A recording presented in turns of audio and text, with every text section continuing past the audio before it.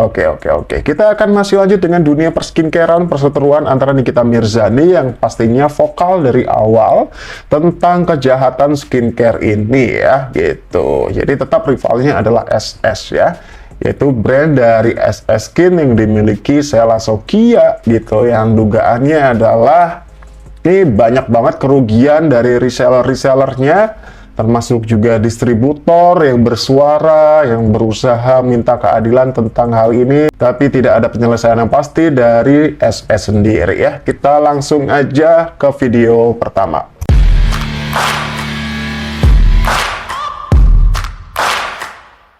Nih, buat kalian semua nih, lihat nih. Ada yang komen kan, Kak Sel tanggung jawab dan bayar reseller yang rugi-rugi dulu yuk. Tuh, si Sheila balas. Jangan lupa bawa nota belanja dan semua kontrak-kontraknya. Nah, jadi ada sebuah komentar nih menyebutkan bahwa Kak Sel tanggung jawab dan bayar reseller yang rugi dulu yuk, katanya gitu. Dan berikut ini adalah jawaban dari SS ya. Jangan lupa bawa nota belanja dan semua kontrak-kontrak, katanya gitu. Dari jawaban ini menunjukkan bahwa SS sebenarnya mau bertanggung jawab. Namun yang membuat reseller ini bingung adalah sebuah kata-kata kontrak.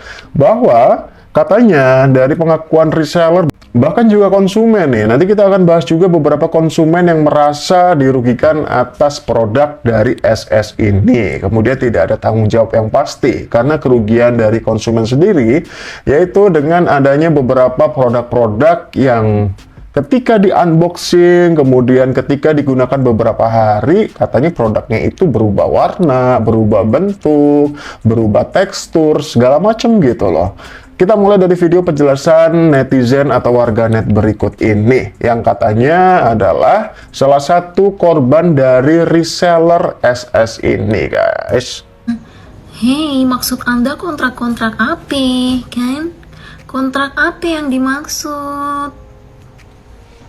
Nah, aku nggak tahu ya, itu distributor atau mitra-mitra yang join sama dia itu pakai sistem surat kontrak atau surat perjanjian apa enggaknya, itu aku nggak tahu, karena kemarin aku bukan distributor, aku cuman reseller.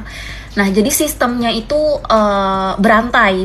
Jadi yang produsen ini kan si owner, yang paling atas nih si owner, terus di bawahnya ada distributor, di bawah distributor ada agent, di bawah agent yang paling bawah itu reseller. Nah, untuk pengambilannya itu si distributor ini ambil langsung sama reseller, agent ambil sama distributor, reseller ambilnya sama agent. Jadi sistemnya ada tingkatannya gitu kan. Nah, jadi aku nggak tahu di distributor yang paling atas itu yang join sama dia itu ada surat perjanjiannya apa enggak, ada surat kontraknya apa enggak. Karena kalau kami reseller itu nggak pakai surat kontrak dan lain-lain, nggak ada surat perjanjian kayak gitu. Yang penting kamu punya duit, kamu mencapai syaratnya, kamu beli itu udah mencapai syaratnya reseller, ya udah kamu bisa jadi reseller. Dan agent pun juga kayak gitu. Agent minimal pengambilan 500 pieces itu udah kamu punya duit dan kamu mampu ambil 500 pieces, ya udah kamu jadi agent, nggak pakai surat kontrak dan lain-lain tuh, kagak pakai. Nah, jadi mungkin intinya di sini dia itu cuma mau tanggung jawab ke distributor yang punya surat kontraknya itu, sedangkan agent dan reseller ini nggak punya surat-surat kontrak-kontrak kayak gitu. Jadi ada 3 tingkatan ya, dari owner, kemudian itu turun ke distributor, kemudian ada agent, baru reseller gitu. Bahwa dari pernyataan atau komentar yang disampaikan oleh SS ini, dia akan ganti rugi asalkan ada nota pembelian. Mungkin kalau nota pembelian atau nota para reseller ini ketika pembeliannya atau mengambil barangnya itu pasti ada ya kan, bukti transfer atau bukti transaksi segala macam gitu. Tapi kalau bukti kontrak itu tidak sudah pasti gitu, maksudnya tidak akan dimiliki oleh para reseller ini. Bahwa katanya janji dari SS sendiri pada awal-awal perekrutan ketika itu akan memperkaya si reseller ini gitu ya, karena ya memang reseller pada kenyataannya itu bakal memperluas penjualan dari produk SS ini ya gitu ya, dari mulut ke mulut, dari ya pasti jaringannya ada lah gitu ya, ke temen, ke segala macam gitu ya, apalagi ketika memiliki all shop sendiri seperti itu. Jadi yang bikin reseller ini bingung itu surat kontrak yang mana gitu. Kalau Sheila Sokya bakal mau bertanggung jawab dengan persyaratan membawa surat kontrak, tentunya reseller itu tidak akan memiliki surat kontrak tersebut ya gitu. Nah, coba kalian pikir guys, kondisi stok distributor ini mungkin udah pada habis karena udah diborong sama agent-agent dan reseller-reseller. Karena agent dan reseller ini kan mungkin mereka habisnya lebih lama karena mereka kan jualannya ecer, beda sama distributor. Distributor langsung jualnya ke agent dengan pengambilan stoknya itu lebih banyak kan. Nah, si agent dan reseller ini mereka jualannya tuh ecer, jadi otomatis lebih lama habisnya. Kira-kira gimana guys? Nah, kondisi di sini agent-agent dan reseller itu mereka masih pada punya stok banyak. Dan kira-kira siapa yang mau ganti rugi guys? Karena ownernya cuma mau ganti rugi ke distributor doang yang punya surat kontrak gitu. Waduh, kasihan dong. Bagaimana nasib para reseller ini ketika aturannya gitu ya, tidak ada perjanjian di awal gitu, tidak ada hitam di atas putih dari awal bahwa ada kontrak segala macam. Jika terjadi hal seperti ini akan bisa di-refund, akan ada pertanggungjawaban gitu ya, akan mendapatkan kompensasi gitu loh. Kalau ternyata endingnya seperti ini ya waduh, pasti orang banyak berpikir ya intinya dia nggak akan mau ganti rugi nggak sih? Nah, karena pengalaman aku sama Daviana sumpah nggak seribet dan serumit ini. Jadi kalau Daviana itu dia kemarin tuh punya tim khusus yang untuk pengembalian stok-stok ke pusat gitu loh. Jadi semua tuh bebas ngembaliin, mau reseller, mau agent, mau distributor, semua sama aja, semua bisa ngembaliin ke pusat. Jadi kita cuma kita hubungin si CS itu, terus kita disuruh isi formulirnya itu berupa isi nama, nomor HP, alamat, sama nomor rekening kalau nggak salah. Kita cuma ngisi itu doang, sama isi stok yang tersisa, stok yang harus kamu lebih mudah ya. Berapa, misalnya lotion yang mau dikembaliin ada berapa pieces gitu kan. Udah kita isi itu doang, terus barangnya kita kirim ke alamat pusat. Nanti kalau barangnya udah sampai ke pusat, nanti pusatnya tinggal cross check tuh barang yang datang ini sama nggak sama formulir yang dia isi. Stok barangnya itu, stok lotionnya itu sama nggak sama stok yang dia isi di formulir itu. Cuman gitu doang. Iya, lebih mudah. Jadi tanggung jawab dari Daviana ini ya, gitu, yang juga terseret dalam kasus ini gitu, bahwa dia berbenah, kemudian dia mau bertanggung jawab atas ya kerugian, kemudian nasib-nasib para reseller ini untuk segera mendapatkan keadilan, mendapatkan kompensasi, bahkan uangnya itu dibalikin full, sisa barangnya, sisa stoknya itu ada berapa di reseller ini, kemudian mencantumkan nomor telepon, dikasih formulir gitu ya, ngisi formulir, dicantumin berapa sisa produknya, kemudian nanti akan ditransfer ke rekening reseller ini gitu. Itu yang benar-benar bertanggung jawab atas kerugian dan nasib-nasib reseller ini gitu. Kasihan loh. Nunggu uangnya di refund, nggak seribet si yang ini yang harus kita ke distributor dulu, entah kita harus ke distributor dulu atau dia cuma mau tanggung jawab ke distributor. Tuh nggak kayak gitu. Kalau sistemnya Daviana bener-bener semua bebas ngembaliin, mau itu reseller mau apapun semua bebas untuk ngembaliin guys. Itu kalau pengalaman aku sama Daviana. Nah, terus yang aku lihat ini kayaknya emang distributor ini yang pada bungkam semua. Jadi yang keluar-keluar ini kayaknya cuman reseller dan agent, yang mungkin karena distributor udah pada anteng semua karena mungkin stok mereka habis ya. Tapi yang ya, karena distributor kan ada di urutan kedua ya setelah owner gitu. Jadi mereka ya mungkin agak santai sih gitu. Tapi kalau memang ada distributor yang merasa dirugikan, harusnya ikutan bersuara ya, agar semuanya gamblang gitu nggak sih? Kalau aku lihat itu rata-rata pada agent dan reseller. Kayaknya aku nggak ada lihat distributor yang pada ngomel-ngomel deh. Apa iya ya distributor? Coba dong yang distributornya si SS muncul dong. Bener nggak ada kontrak-kontrak kayak gitu? Ada apa nggak sih? Nah, terus banyak juga tuh yang ngasih solusi, Kak datang aja ke grand opening toko dia di Gandaria City itu. Nah, posisinya kalau aku di sini stokku udah aku habisin ya guys, karena kondisi aku dulu korban di tahun 2022. Jadi stok aku tuh udah bener-bener aku jual rugi habis. Tapi kalau reseller-reseller lain ya mungkin kondisi mereka itu posisinya beda provinsi ya guys, mereka nggak di Jakarta. Jadi kalau mereka mau datang itu butuh biaya lagi untuk datang nemuin si Ono. Jadi iya kalau misalnya mereka datang ke sana terus bener-bener diganti rugi. Tapi kalau nggak diganti rugi boncos lagi. Ya, ada solusi dari salah satu mantan resellernya ini, bahwa ditemuin aja di grand opening store barunya SS ya, gitu. Tapi ya bagaimana nasib-nasib reseller ini yang tidak satu kota ya, kota, beda pulau bahkan gitu loh. Ketika harus datang ke Jakarta gitu misal, ke store barunya si SS ini. Store barunya ini adalah store yang memasarkan beberapa pakaian dan juga produk-produk lainnya lah dari SS ini gitu. Ya syukur-syukur kalau misal diganti, kalau enggak ya udah bayar tiket banyak, udah keluar uang banyak untuk transportasi segala macam, terus nggak dapat keadilan, wah makin sulit lagi, makin kasihan lagi dong. Gara-gara biaya datang ke sana lagi kan. Nah itu dia guys alasannya. Tapi saran aku kalau misalnya kalian para reseller atau agent yang memang bisa datang ke sana, saran aku mending datang aja sih, bawa aja sekalian stoknya, terus kalian minta ganti rugi aja di situ.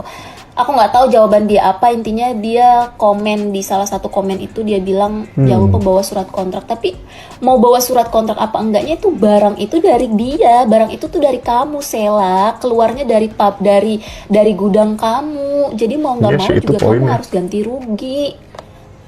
Mau ada kontrak apa kagak, ya barang itu kan keluarnya dari gudang kamu yang produksi gitu loh. Mau dia ambil dari distributor, mau dia ambil dari agent, ingat itu tetap semua pusatnya tuh di kamu. Gitu nggak sih guys? Kalian paham nggak sih sama apa yang aku jelasin? Iya. Harusnya ya yang paling diprioritaskan adalah reseller, yang paling diutamain itu adalah reseller, karena dia sendiri yang bilang kalau reseller itu bakal yang paling kaya itu adalah reseller. Tapi di sini dia cuman mau tanggung jawab ke distributor doang, ke resellernya dia nggak mau, guys. Menyedihkan banget reseller ya. Ya, kasihan ya. Maksudnya nasib reseller ini ya. Kemudian konsumen juga harus diperhatikan sih sebagai pengguna utama dari produk ini. Tanpa ada konsumen juga siapa yang mau beli gitu kan? Oke lah, kalau konsumen ini misal tidak mengalami hal-hal yang merugikan baginya, tidak mengalami perubahan kulit atau mengalami kulitnya kenapa-napa gitu misal, nggak apa-apa lah ya, oke lah gitu kalau misal perubahan tekstur dari produknya aja gitu. Tapi yang reseller ini gimana gitu? Nih ada salah satu juga komentar menyebutkan seperti ini, reseller bersatu tekan agen, agen bersatu tekan distributor, distributor bersatu tekan produsen. Kalau dilakuin dengan kerjasama pasti akan dengan segera. Kecuali dilakukan cuma 1-2 orang, bakalan nggak dianggap. Gitu sih katanya. Ya sih. Saran yang bagus juga ya. Semoga ya bisa mendapatkan keadilan buat beberapa orang yang merasa dirugikan atas semua kegaduhan yang ada ini gitu ya. Bismillahirrahmanirrahim. Ini aku baru beli ini tuh, baru ya tuh, ini pas live kaselanya tuh, ini juga belum dibuka. Nah sempat dipakai tapi agak kecewa sama barangnya karena masa kayak gini tuh, ini mah kayak clay. Kayak clay nggak tuh? Ini mah basah banget, lihat. Kayak balsam, tau gak sih tekstur balsam? Bener gak sih? Bener. Balsam pula. Sewa itu pure beli asli. Masa kayak gini? Nanti aku ini dilihatin resinya. Itu bukan sebayang baru. Nih. Ini baru ya. Tuh. Kita buka. Tuh, masih ada itu. Ini dapat ininya. Menang di packaging aja sih. Ini mah. Itu kayak bagus ya. Coba tap teh. Ini memang apa ya, cantik ya bentukannya, cuman ini apa, ini disebut cushion juga bukan, foundation bukan, ini kayak balsam teksturnya tuh. Nggak suka. Balsam katanya. Ini gimana sih produknya? Ya, ini adalah salah satu review dari konsumen. Ini gimana nih gitu. Nggak 1-2 orang, banyak kalau konsumen yang udah mengeluh ya, mulai dari skincare, kemudian baju yang katanya juga bajunya itu kayak di cloning gitu loh. Maksudnya bukan di cloning, kayak ada dia ngambil brand dengan, bahkan ada yang compare juga dengan beberapa produk yang sudah ada di pasaran, kemudian tinggal tumpuk aja gitu, atau bahkan dicopot kemudian diganti brand tersebut gitu, brand dari SS ini gitu. Itu juga ada kayak gitu loh. Oke, kalau tadi adalah keluh kesah dari mantan reseller, kemudian ada salah satu ya, masih banyak maksudnya, salah satu dari konsumen, kemudian ini adalah keluh kesah ya yang katanya merugi, yaitu dari agen SS ini. Akhirnya ada kebijakan barangnya di buyback atau dibeli balik nih. Tapi yang luar biasanya itu modal kami 200.000 per piece. Diminta beli balik itu buyback atau ditarik, uang kami dikembalikan tapi hanya 160.000 per piece. Dan itu sangat-sangat merugikan kami. Jujur ya, pada saat itu saya tidak mau. Saya tidak mau barangnya ditarik balik, tapi hanya diganti uangnya 160.000, sedangkan modal saya 200.000. Entahlah, kalau mungkin barangnya hanya 10 pieces, oke lah, nggak apa-apa, kita menanggung rugi mungkin hanya sekian ratus ribu. Tapi barang di saya itu masih ada 300 pieces. Ya, kalian kalikan aja 300 pieces dikali kerugian 40.000 itu udah 12 juta. Makanya saat itu saya tidak mau ditarik balik. Ya udahlah, nggak apa-apa kak, saya bilang sama distributor, nggak apa-apa kak, nanti saya coba jual sendiri perlahan, siapa tahu laku. Saya tidak ngasih balik barangnya, ya itu memang udah keputusan saya pada saat itu. Saya tetap harus menjual di bawah harga karena ownernya sendiri itu live banting harga yang jauh banget di bawah modal kami. Itu video yang beredar. Agen modal saya 200.000, sedangkan reseller itu modal mereka 245.000 loh. Tapi ownernya live harganya itu sekitar 150 ribuan, beli satu gratis satu. Luar biasa. Aduh, menjerit memang guys. Oke. Kalau ini salah satu video ya, gitu. Aku nggak mungkin nampilin semua dong, banyak tersebar di beberapa sosial media, di IG, di TikTok gitu loh. Ini adalah salah satu pengalaman dari konsumen yang sudah menggunakan produk dari SS ini. Maaf ya Kak Sel, bukan saya bermaksud untuk mengapakan produk Kak Sel, tapi memang saya udah memakai produk Kak Sel udah sekian banyak. Wih, banyak produknya tuh. Masih ada yang kosong. Muka saya hancur bernanah-nanah. Astagfirullahaladzim. Banyak uang yang saya habiskan. Kak Niki bantu saya dong, pakai apa lagi nih memperbaiki muka saya ini. Kasian kalau kayak gitu ya, gimana ya tapi ya. Ya, dari huru-haranya skincare Sela Sokia, lihat dong, otomatis langsung ngecek cushion yang ini, yang warnanya pada peach dan benar dia longsor dong. Longsor nggak tuh?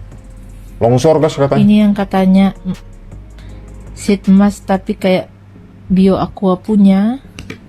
Dari cushion yang pertama, kita buka ya. Yang isinya ini ya ternyata dia punya spons juga. Itu apa itu? Ikut hancur dong. Walah. Gila. Baru lihat saya ini. Untuk serum yang dibilang sama Kaniki juga, kalau di dalam serumnya itu, oh ini video yang aku buat waktu itu. Ini adalah botol bekas dan tereng. Bercak ya? Putih-putih semua dong. Ini 2. Bukan cuma itu, tapi ini. Waduh. Banget. Wih, banyak banget ini mah. Dia yang kaya, kita yang miskin. Ini mah SS Skin Lover sih sebenarnya ya. Sebenarnya dari video ini juga sebenarnya menunjukkan bahwa memang rebranding atau branding yang diciptakan oleh Kak Sela Sokia ini, Kak Shell ini ya, itu sudah bagus gitu. Tapi ketika ada sesuatu hal yang mungkin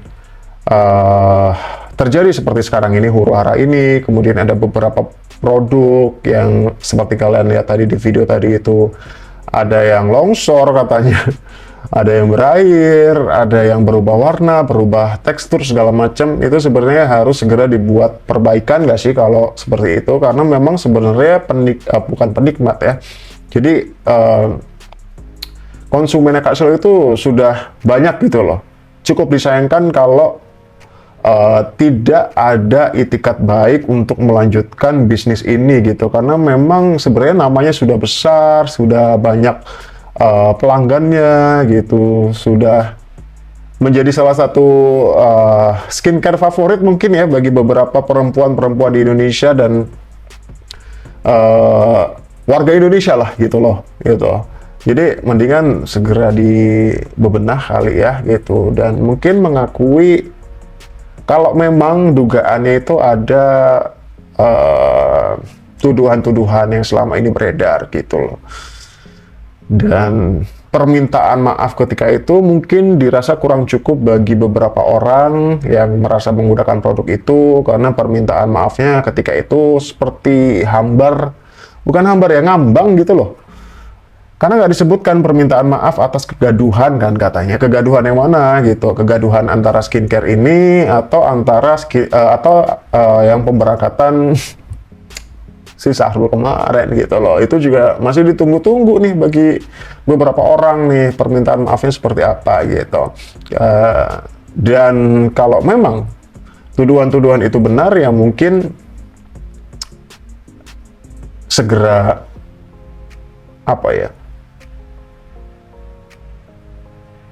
mengakui kali ya gitu, agar juga beberapa orang ini mengerti gitu, bukannya malah ngeyel gitu kali ya. Ya, sebagai video penutup nih adalah salah satu statement dari Gaby Vesta nih, yang dari awal sebenarnya dia nggak mau bersuara, namun kali ini kayaknya dia udah mulai geram kali ya dengan panjangnya nih episode ini, nggak kelar-kelar soal skincare ini gitu loh, yang harusnya bisa segera diselesaikan dan kemudian bisa melanjutkan penjualan atau juga bisnisnya itu bisa berjalan dengan lancar lagi gitu, karena cukup disayangkan gitu ya, karena kan bukan 1-2 orang, sudah banyak gitu saksinya, sudah banyak yang mengalami kerugian, sudah banyak ada beberapa korban juga yang speak up gitu. Berikut videonya. Sebenarnya gue nggak mau ya ikut-ikutan masalah skincare ya, walaupun gue salah satu owner juga produk kecantikan ya, kayak gue punya slimming, punya dan beberapa produk juga, tapi gue nggak punya kapasitas di situ karena gue bukan dokter, gue bukan BPOM, dan gue tidak ikut-ikutan juga ya, karena gue ngejual produk aman. Nah, yang jadi masalah ini si Sela Saukia ini, maksud gue gini loh, lu udah di review, udah terbukti overclaim, nggak usah blunder lagi, lu ngoceh terus jadi blunder. Berbenah aja, benahi produk lo. Oh oke, mungkin ini kesalahan nih, gua harus berbenah nih kayak gini, biar orang kembali percaya lagi dan bisa beli produk lo. Kalau lu ngeyel kayak begini terus, orang nggak ada yang beli nggak ada yang mau beli produk lo. Betul. Kasihan tuh reseller yang udah join sama lu, yang udah habis uang banyak tapi uangnya nggak balik. Ayolah, kemarin juga Panda, ngapain lu bawa gue, nyentil gue? Gila kali rombongan ini, rombongan sirkus. Ya, itulah pendapat dari Gaby Vesta yang juga memiliki background, memiliki background bahwa dia adalah owner dari salah satu brandnya dia sendiri gitu ya, owner brandnya sendiri gitu. Jadi dia punya kapasitas di situ untuk menyuarakan hal ini gitu. Ya, menyerukan dan juga menyuarakan gitu ya. Ya seperti itu sih, itu saran yang baik juga sih gitu. Kalau dari Nikita Mirzani ya juga masih mereview sampai sekarang ini, dia masih vokal dengan beberapa story-story di Instagramnya gitu ya. Dia juga masih merepost gitu ya beberapa konsumen, kemudian reseller, agen, dan juga distributor yang merasa dirugikan gitu. Dia masih vokal tentang itu karena dia peduli dengan masyarakat yang saat ini menjadi salah satu korban, mungkin dugaannya kan seperti itu ya, yang merugikan gitu. Jadi slogan yang memperkaya reseller, kemudian agent, kemudian distributor, itu mana gitu, janjinya mana kan gitu sih ya. Jadi sebenarnya aku menayangkan video ini bukan untuk menjatuhkan brand ya kan, karena memang kan semua yang disampaikan oleh Doktiv ya, semua itu boleh menyampaikan opininya, menyampaikan pesan baik kepada masyarakat gitu. Mungkin video ini bisa membantu juga dan menyadarkan beberapa orang yang mungkin harusnya didengar gitulah beberapa keluhan-keluhan tadi yang ada di video ini ya. Sampai jumpa di video selanjutnya.